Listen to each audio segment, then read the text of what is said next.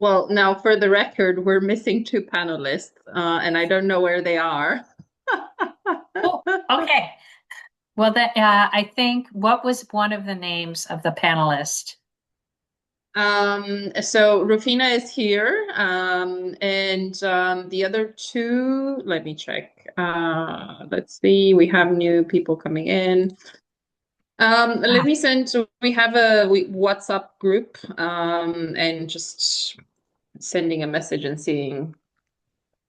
So the other two are Kabir and Alicious, if I'm reading it correctly. I might not, but When was the last time you heard from them? Would you? um, so I'm CET time, so I'm Germany, Uh-huh. and it's now 10 p.m. at 9, 1 hour ago. I see. Okay. Do we wait a couple more minutes to see if they're gonna join? If not, do you think we can proceed with this session without it? Or Randy, do you have any other idea of what we can do? We can If we do, adapt. okay. So I was going to say we could do the next trigger could be that you could do a self-recording and then submit if you do not want to go forward, if you don't feel comfortable with it, that is completely up to you. Otherwise, we can adapt in any way you want. For me, I don't know about Rufina, but for me, it's fine. I can quickly switch. We were getting ready to do just a panel discussion based on some questions that people prepared. But if people don't join, I'm sure Rufina, it would be okay for us to also just go with the flow, and like briefly present. I mean, I can briefly share what I do, and I'm sure Rufina can do that too. And then, just we can open it for questions from the audience, whoever's in. And yeah, that's fine. I mean, I think if we're here, it's an important moment. So why not taking advantage of it rather than just doing a recording, which some people might or might not watch. Okay. Well, then in that case, what we're going to do is we're going to have Matea start and open us. Okay, so welcome to World's Future Day, and this session is brought to you by Teach the Future, a global nonprofit dedicated to embedding future literacy in education worldwide. And World's Future Day is a partnership with the Millennium Project. Right now, we're all part of a 24-hour conversation about our futures, creating a space where all generations, especially young voices, can share their visions, concerns, and action-driven projects towards a better tomorrow. So let's make this conversation count. And you can find facilitator bios on the events page. And now, facilitators, you can take it away. Awesome. Thank you for that. Rufina, would you like to start? Yeah, sure. Thank you. I'm having some problem with the power, so I want to be turning on my camera. So my name is Rufina. I'm from Kenya. It's actually 12 a.m. here, so yeah. So I'm from Kenya, and I'm a youth activist, and I'm also a leader. I am a programs director of Generation Us Kenya, and I'm part of some many other organizations and movements. So I'll just give a brief of my understanding of the topic before I pass it to Adina.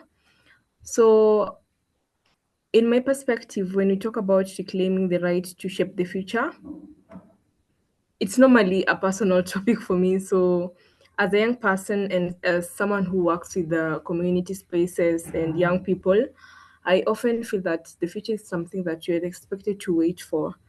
And most of the people who are in power don't give us the chance to be a part of the process.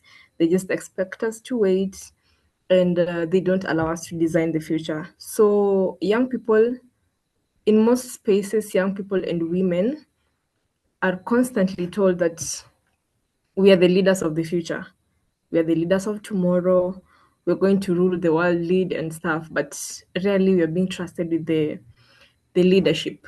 Today, we're not being given the chance to actually lead, even despite the fact that you are being told that you're the leaders of the future.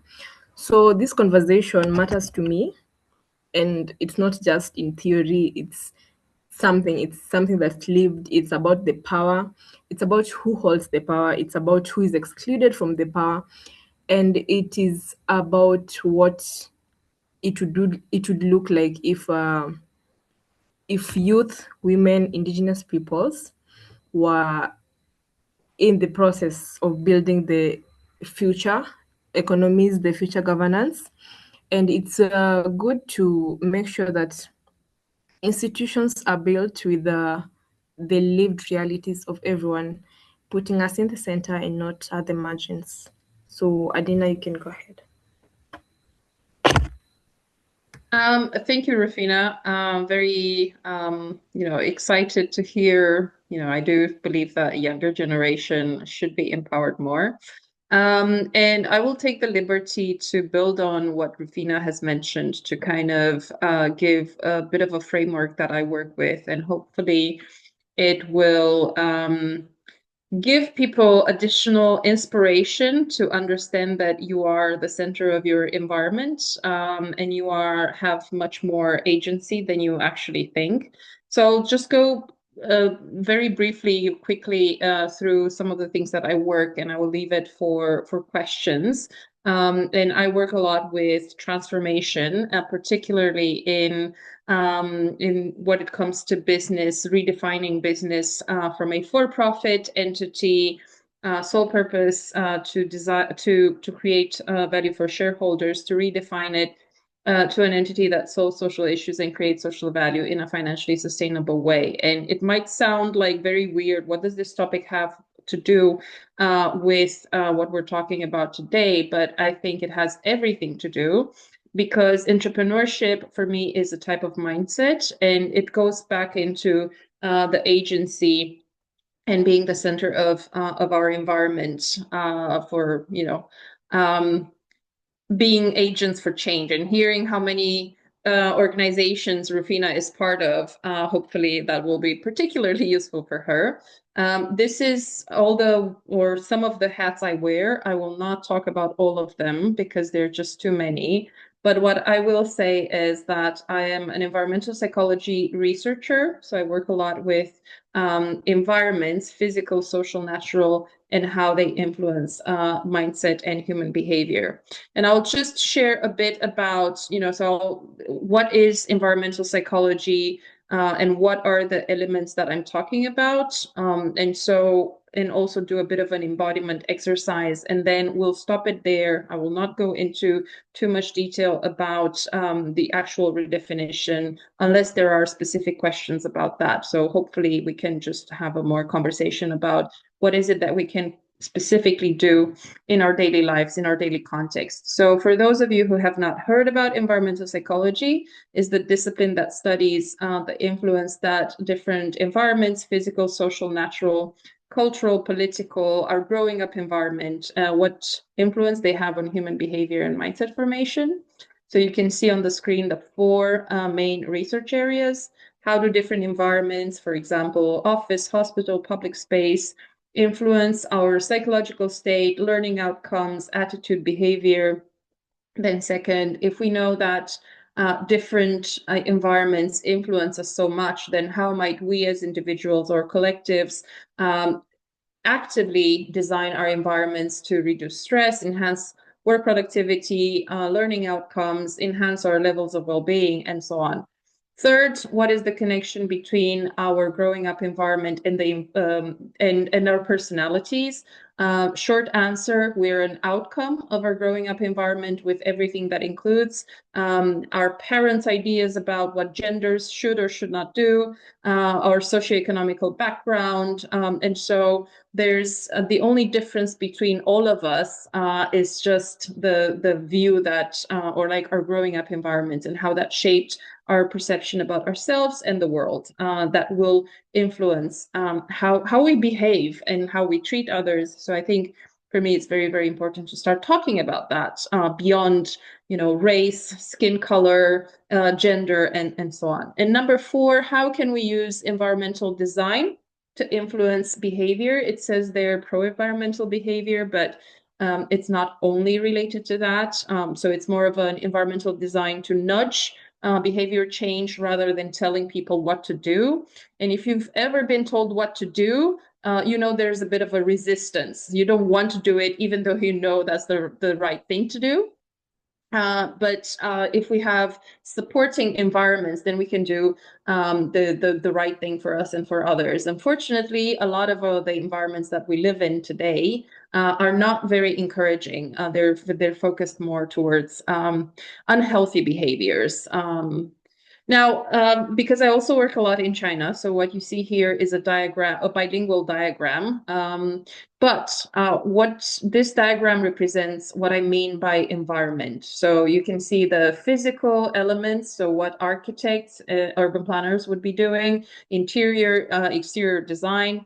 And on the social side, you have language, what is our native language, the way we speak, our culture, our policies, our media, social media. Nowadays, the biggest issue that we're facing, or one of them, is not lack of information, but too much of it, and missing the tools and awareness to filter what is more suitable for ourselves. And because it all looks, sounds very, very abstract, I prepared 2 interactions so that I give you an embodied experience about how different environments can influence. And I chose 2 environmental elements that are all around us, but we rarely pay attention to. And you can see that there's this constant interaction.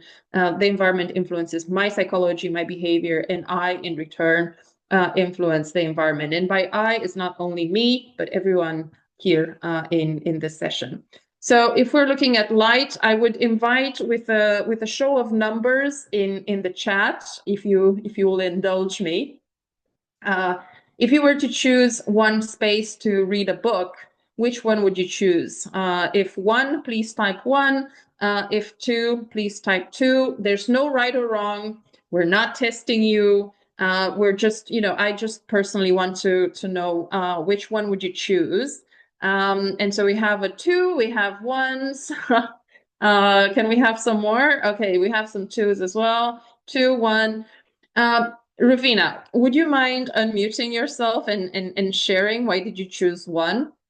Again, it's just personal preference. I just want to know your reasons. Okay, so for me, I think I'll go with 1 because first it's the lighting. White light makes me kind of nervous most of the time. So I feel like going with the first one would do it better for me. And I think it's just neutral.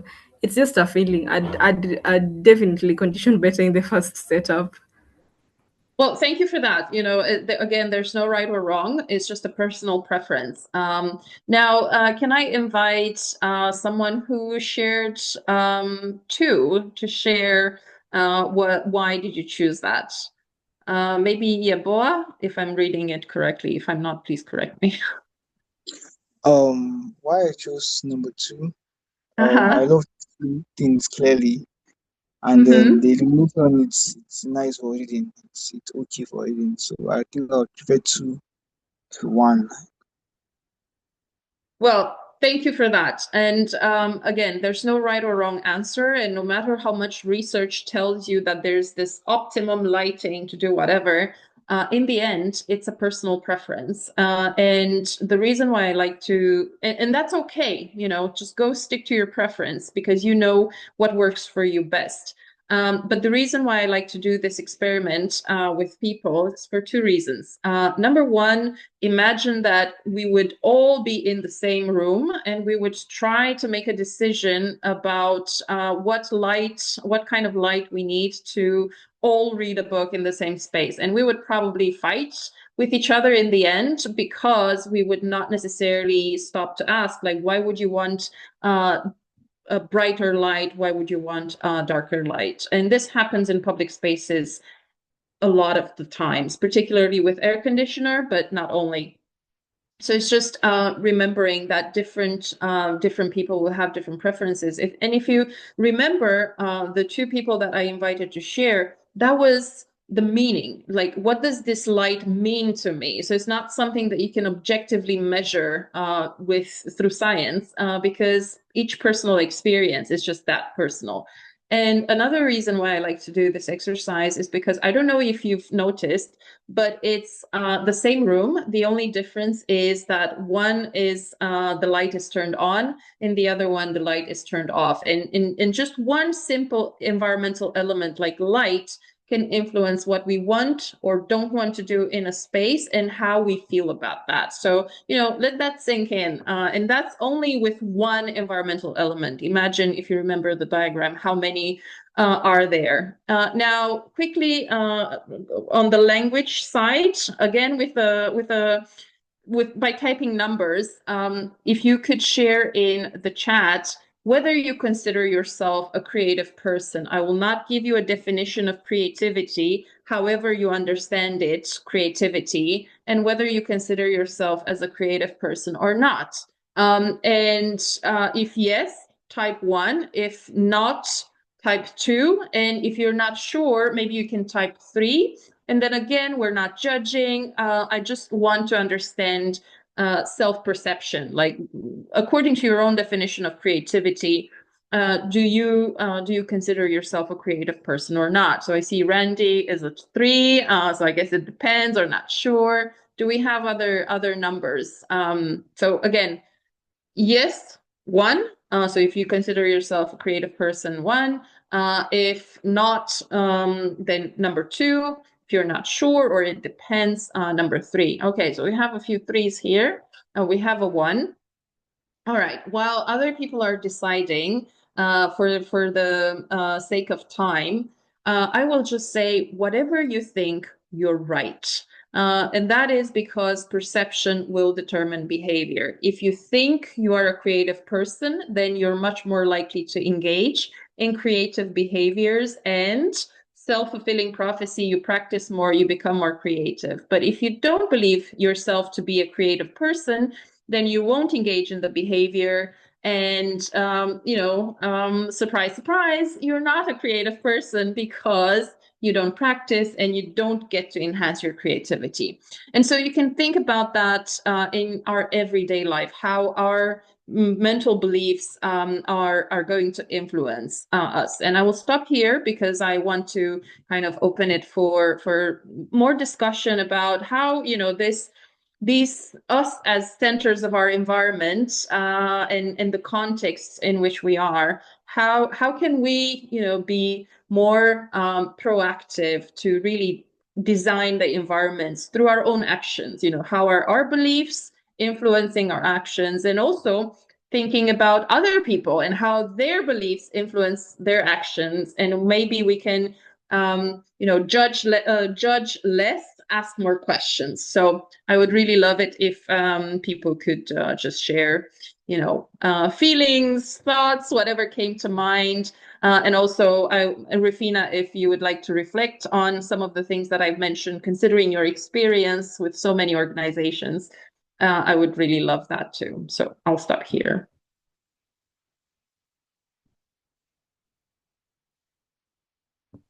Okay, thank you. So before I reflect, I wanted to say something about intergenerational leadership and strengthening governance. So intergenerational leadership can strengthen. Sure. So intergenerational leadership can strengthen governance, mostly when it's rooted in mutual respect and not hierarchy. And that is mainly to say that as much as someone is on the top of the hierarchy, if there's no respect that flows from the top person to the bottom person, the leadership is doomed, if I could say. It's rigged because mutual respect promotes it makes authority become easy. It makes voices wiser. It makes people to listen easily, to wait and learn the ropes and be effective and stuff. So most of the time, the older generations, if I'm allowed to say, most of the time the older generations, they are the institutional memory of the governance or of the power. And the younger generations, that's mostly the Gen Zs, we are mostly the innovation part of the governance. We are the agency. We bring the agency in the work. We also bring some kind of emerging realities, things that are happening in the moment. So if governance allows spaces or strengthens the ability of both the generations to coexist and prevent some kind of competition, it makes decision making more easier. It makes it more resilient and more manageable, because the respect that comes with the coexistence promotes the different generations to work on something that is more durable rather than something that is short term and benefits only one party. So, as I assume we all know that most policies are no longer short term or reactive. Most of them are either informed by historic insight or future vision, whatever we want to happen in the next day or in the next year. So intergenerational leadership kind of brings a balance between caution and courage. What caution on what has happened or what is about to happen, and courage of the future that we are hoping for. So most of the time, especially in the environment that I have been in, the real problem comes when age is used as age is age brings about some kind of gatekeeping of especially information and sharing resources. So for example, like in my country, if you're a young person and you get into some spaces, you are most likely to be told you don't have the strength or the mind or the ability to contain some kind of information or to contribute to some kinds of topics. So that is the kind of gatekeeping that comes with age. And being younger, most of the time you are assumed to not be able to carry on some loads of work or some loads of information. So when young people are told that they're like too inexperienced, or when older people are told that they're out of touch, like the young people are always saying, oh, they're too old they're too old for the topic or too old for the issue. So when the younger are told that they are too inexperienced, or the older people are told that they are out of touch, it makes our governance weaker. It makes it more polarized. It makes it more inflexible, and it brings about some kind of exclusion in all directions, from the information part, from the resource sharing, from to the experience, to the decision making. And strong governance systems should be systems that are designing mentorship without silencing anyone. So when the older people are providing mentorship because they are the mind, they are the institutional mind of the governance systems, it should also be upon the younger people to be good recipients of the information, so that mentorship flows without silencing anyone. And that means experienced people can share the information without challenging or assuming that younger people are, I don't know, inexperienced or something. And some intergenerational leadership should be building some kind of trust. Like we talked about, like I said earlier, it's mutual respect. So when there's mutual respect, there is trust. And this trust signals that the governance is not holding anyone down. It is supporting each of the minds that are in the field. But when people see that leadership is being fought for like it's some kind of trophy, it makes institutions feel more out of touch. So it's better to promote some kind of mutual respect that builds on trust. And at the end of it all, I think that having some kind of intergenerational mobility in a system, or a country, or a movement, or an organization, it intergenerational leadership kind of strengthens governance, because most of the time it aligns with the power. It aligns the power in the reality, because the power is what is expected, but not all the time what is expected matches whatever is happening. So having some kind of leadership that is mobile and at the equilibrium, it aligns both power and reality. It brings about what is expected, what was discussed, what is happening, to what is actually at the ground of all of it at the local level of the implementation. And most of the time, okay, and I think it's often good to encourage young people to embrace intergenerational leadership, older people as well, so that when we continue to evolve, there's some kind of diversity in the systems, age diversity, racial diversity, experience diversity, governance diversity, and our governance systems will be more adaptable, more human, and more future ready. So, going back to what Adina was talking about on creativity, the last part, um, I said I'm not sure if I'm creative, and that's mainly because I can be creative, and sometimes I am not creative. So most of the time when I'm creative, I can wake up in the morning and I'm all about making something.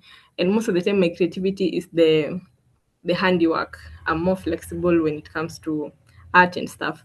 So I can wake up and decide today I want to create something, or I want to paint, and I wake up with so much energy. I bring out my book, my my colors and stuff, and then start doing it. At the middle of it all, I get bored, and I forget what I was doing, forget the basis of all of it, and I just stop. So that is why I'm talking about me not being sure about my creativity.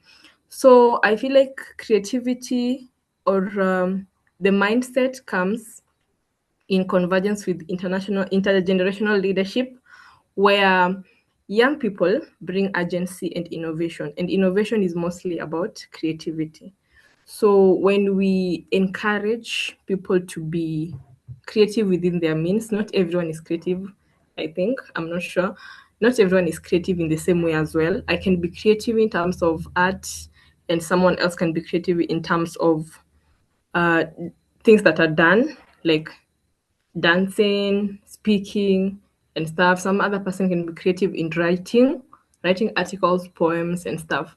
So it's good to gauge our level and kinds of creativity and work through them, join hands together, because when someone is good in written stuff and the other is good in done stuff like drawing, I could write something or a presentation, and another person could do the art for the presentation, and it could turn out okay. So when our governance systems embrace this kind of diversity in creativity, it could be a possible way of improving our systems and making it possible for growth to be flowy, not forced.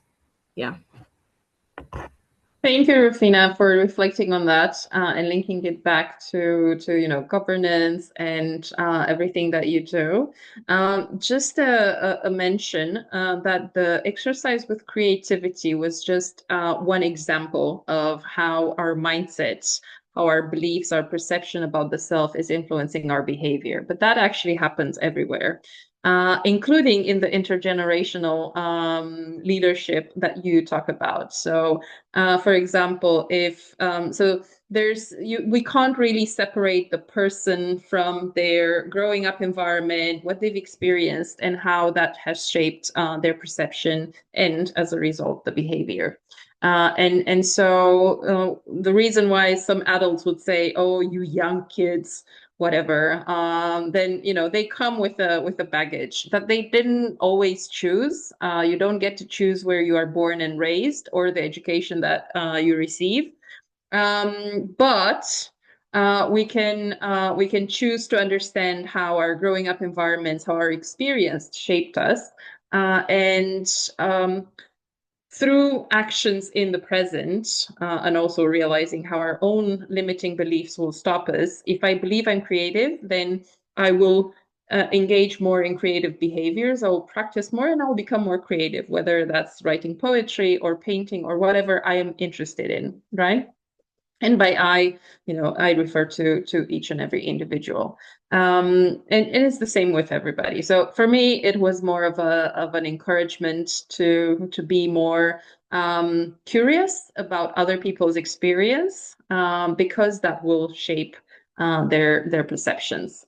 So if anyone else would like to kind of reflect on whatever was said, or like if you have any questions regarding what either myself or Rufina have shared, please feel welcome to unmute yourself and share it. I will not ask names. I will just leave the space to whoever wants to be brave and make a remark or a question or ask a question. Hi. Yes. Hi. Maria Antonieta from Venezuela. I'm really touched because I feel that I'm not alone in the same field, talking about the ecosystem, the importance of the ecosystem and how to go from the ecosystem to the ecosystem. And I'm working with a technology, with a social technology named Teoria U theory, and it is based on how to link the two generations that this beautiful girl was talking about, by not only by respect, also with deep listening. And she said it is important to listen, and to listen, suspending, stopping the judgment, the explanation that we always bring to everything coming from our own glasses. So, and that's my speech in 2 hours, talking about how to listen, stopping the way we judge that everything that it is meaningful for us. And what touched me listening to you, young girl, is that I remember a phrase that someone answered when they asked, what do you mean when you say that with you theory you listened in a different way? And that man, he was talking about policies, policies, with people. And he said, the difference is that now I'm not working for the people, I am working with the people. And how to make both fields, the intergenerational leadership, how to make both feel, touch each other, respecting their own way to listen, but finding common points to see the future.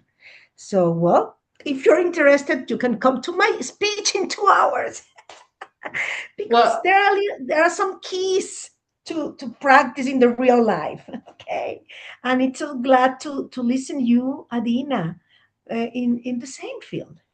It's wonderful. Well, thank you for that, Maria. And I will be sure to reach out to you via LinkedIn. I will also share my information in the chat. Unfortunately for me, it's going to be quite late by the time that you have your session. So I will either watch, I will be looking forward to the recording, but also connecting with you afterwards. Now, one of the things that I would like to kind of add, based on what Maria was mentioning, and also linking back to what Rufina was talking about, like older people should do what, younger people should do what. And this is, but for time considerations, I wasn't able to share that work in this session.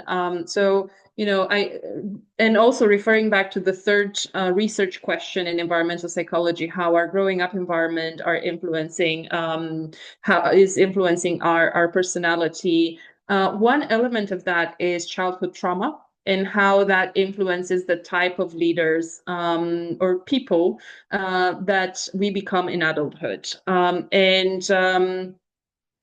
One of the things that, like, in order for someone, regardless of the age, to be able to accept an opinion different than theirs, the precondition is that they have a strong self-esteem that comes from a healthy growing up environment. Unfortunately, not a lot of people, like there are a lot of people who don't have that, and so they try to kind of overpower and get that self-esteem from their behavior, and that can come across, like, oh, you're out of date, or however Rufina said it. I forgot how she phrased it.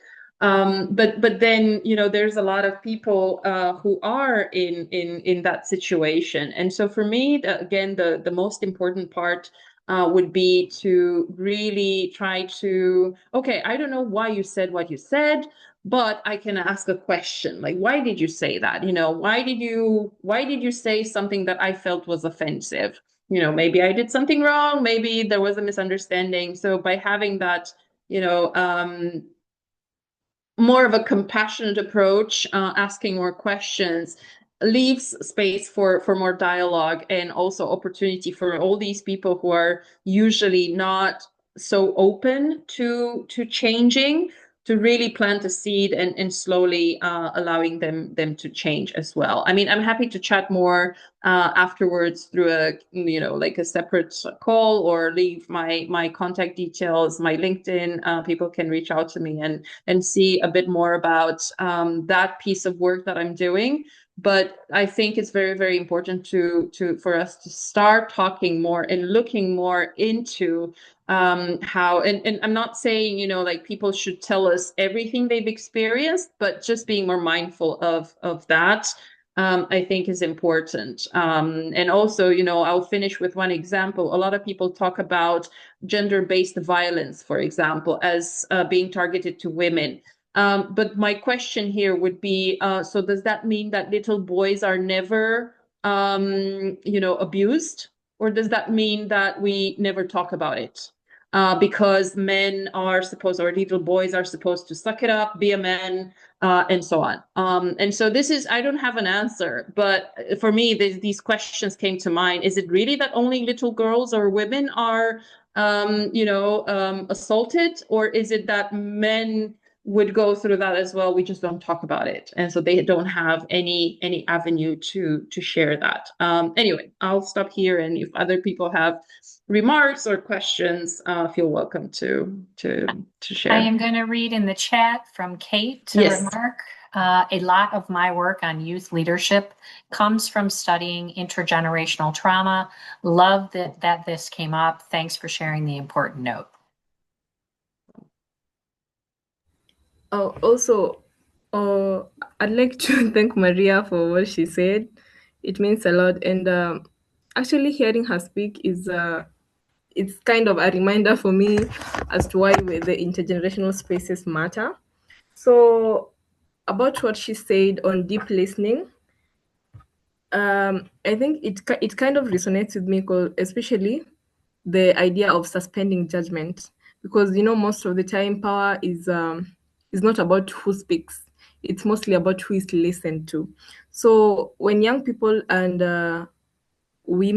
young women enter the decision-making spaces, most often we are heard just through filters like age. They're just assumptions of age, assumptions of experience, and sometimes our emotions.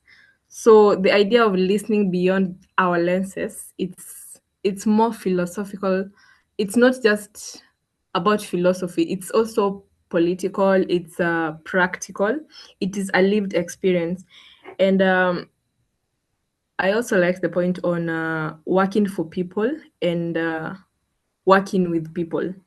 And that actually shifts it captures the belief that the future of governance and leadership needs to look like working with people, not working for people. And a representation, it shouldn't be like a gesture. It should be a collaboration. It should be a process, a practice, something that's being done. And for intergenerational leadership to work, we should not be asking one generation to adapt for the other to work. We should be creating spaces where everyone, both ways, where everyone is being respected for their experience, agency, and it will allow wisdom to work together or to come together with imagination, because most of the time the older generation brings in the wisdom and the younger generation brings in the imagination. And I'm also very grateful for everyone's reflection and for the work that everyone is doing, and for people who are listening, for the lived experiences, for the practices that we are all doing. It's very grounding, and I'm very glad that I'm in this space. And I'm also very glad to know that every generation is working on making intergenerational spaces more welcoming and creating more of those spaces. Thanks. Awesome.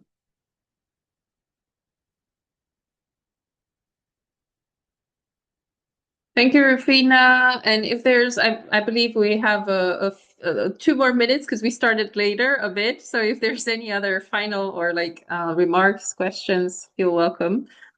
I believe Randy will not mind. No. Wonderful conversation. Wonderful.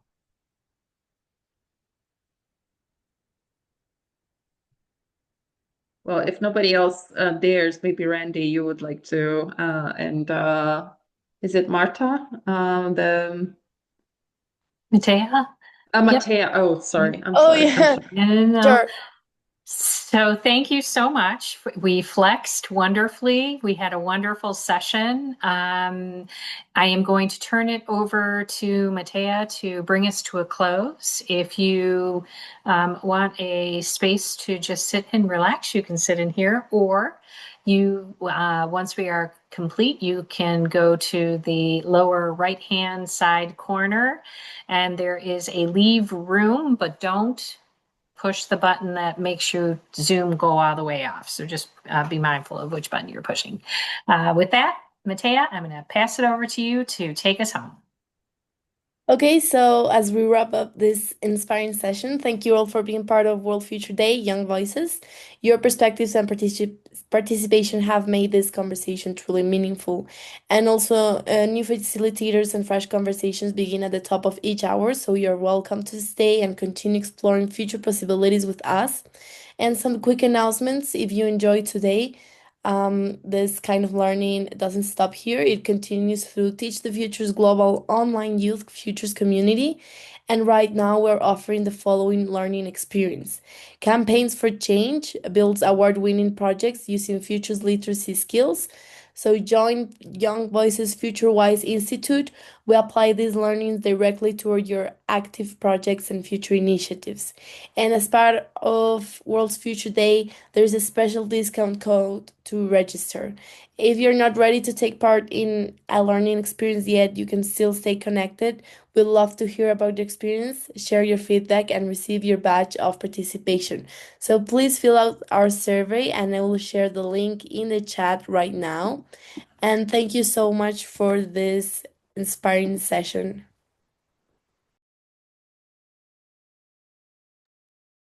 Thank you again. And I am going to stop the recording at this time.